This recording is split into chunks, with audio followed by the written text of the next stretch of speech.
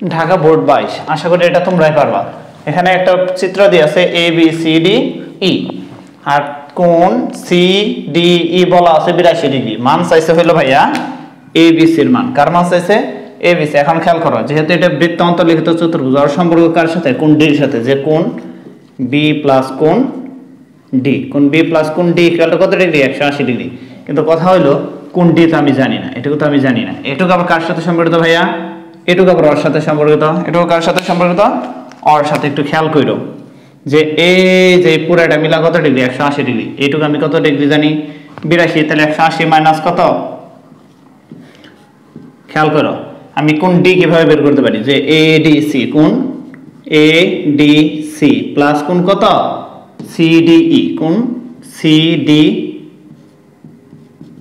E equal to কত degree জানি ভাই? 180 ডিগ্রি। বা আমার টার্গেট কি? এ ডি সির মান, কোণ A D C equal to কত? 180 মাইনাস সি ডি ই মানে 82 ডিগ্রি। 82, তাহলে কত পাইতেছি ভাই আমরা? 80 থেকে গেলে 198। এখানে কত পাইতেছি আমরা? 98 আর 2 100, 180। তাহলে এইটুকু পাইতেছে কত? 98। মানে এইটুকু যদি 98 হয়, এই দুইটা মিলে আবার কত ডিগ্রি? 180 ডিগ্রি। তাহলে কোণ বি ইকুয়াল টু কত? কোণ বি ইকুয়াল টু 180 মাইনাস কোণ ডি। কোণ কত? ডি। আর কোণ ডি এর মান কত পাইছি ভাইয়া আমরা? 98। 98 যদি বিয়োগ করি কত পাইতেছি আমরা? 82। কত পাইতেছি? 82। তাহলে কোণ বি এর মান কত পাইতেছে? কোণ বি বলতে আসলে কত? কোণ এ বি সি, কোণ এ বি সি। তাহলে কত পাইতেছি? 82 ডিগ্রি। তাহলে অ্যান্সার কত ডিগ্রি আমরা? 82 ডিগ্রি। সোজা কথা ভাইয়া। দেখো, যদি এরকম কোনো কন্ডিশন থাকে, যদি এরকম কোনো কন্ডিশন থাকে এবং এই কোণের সাথে যে কোণ দেয়া থাকবে, ওই কোণের সাথে যে কোণ, ওইটার বিপরীত কোণ যদি চাই, এখানে যেটা থাকবে ঠিক ওইটাই অ্যান্সার হবে। সিম্পল হিসাব। আবারও বলতেছি, যদি কোন সরল রৈখিক কোণ দেয়া থাকে এবং ওইটার সম্পর্কিত যে কোণটা আছে তার বিপরীত কোণ যদি চাই, তাহলে ওইটাই অ্যান্সার। আশা করি বুঝতে পারছো। এখানে কত আছে?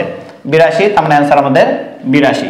এখানে 82 আছে মানে এটার সাথে সম্পর্কিত এটা, আর এইটার বিপরীত কোণ চাইছে মানে এইটা আর এটা সমান, এটা আর এটা সমান। হিসাব শেষ।